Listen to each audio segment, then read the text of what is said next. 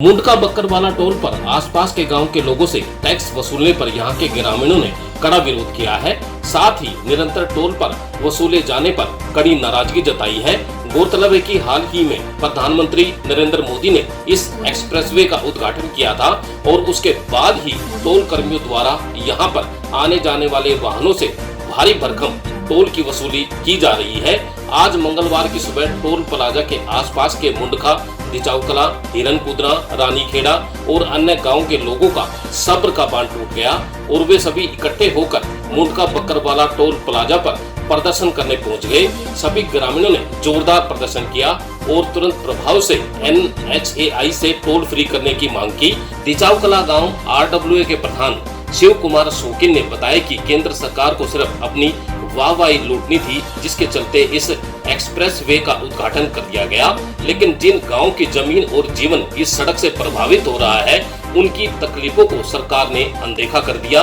उन्होंने NHAI को चेतावनी देते हुए कहा कि अगर सरकार ने ये टोल फ्री होने की जल्द घोषणा नहीं की तो आंदोलन और तेज हो जाएगा और आने वाले चुनावों में इसके गंभीर परिणाम भुगतने पड़ेंगे। वहीं आप नेता विपिन राणा ने बताया कि आसपास के लोगों को रोजमर्रा काम के लिए यहां से बार बार आना जाना पड़ता है और हर बार इतना भारी भरकम टोल चुकाना उनके बस से बाहर है। सुविधा के नाम पर सरकार द्वारा आर्थिक शोषण बिल्कुल बर्दाश्त नहीं किया जाएगा। विपिन जी, आज ये भीड़ भड़का क्या क्या क्या है सर? भाई साहब, जैसा कि आप सभी जानते हो, ये टोल अभी 18 तारीख को इसका शुभारंभ हुआ था और उसके तुरंत बाद यहाँ पर टोल लगना शुरू हो गया। मैं आपको बता दूं, 2008 में संसद में भी ये कानून पारित किया गया था कि 65 पैसे किलोमीटर से ज्यादा कहीं पर भी टोल वसूली नहीं की जा सकती। यहाँ पर उस नियम का भी सरेआम कत्ल किया जा रहा है इन लोगों के द्वारा। 30 से 35 किलोमीटर का रोड है, 235 रुपए यहाँ पर लिए जा रहे हैं। दूसरी बात मैं आपको बता दूं, NHAI के जितने भी टोल होते हैं, सभी टोलों पर जो उस टोल से लगती हुई सीमाएं होती हैं, उसके आसपास का क्षेत्र होता है, उसके लिए टोल बिल्कुल फ्री रहता है। लेकिन यहाँ पर ये 8-10 गाँव की जो सीम इस पे लगती है, उसके लिए भी फ्री नहीं किया गया है। ये दिल्ली देहात का, हमारे ग्रामीण क्षेत्र का शोषण किया जा रहा है सरकार के द्वारा। हम इसके विरोध में आज यहाँ पर सारा दिल्ली देहात और ग्रामीण क्षेत्र एकत्रित हुआ है ताकि इसके खिलाफ हम अपनी आवाज को बुलंद कर सके और हम इस टोल को फ्री करवा कर रहेंगे आसपास के क्षेत्र के लिए।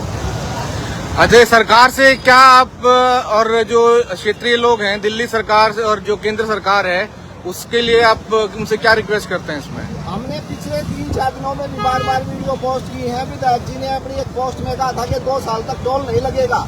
उन्होंने उसके ऊपर माफी मांगी कि उनको गलत जानकारी प्राप्त हुई थी, उसके आधार पर उन्होंने ये सूचना हम लोगों तक पहुँचाई।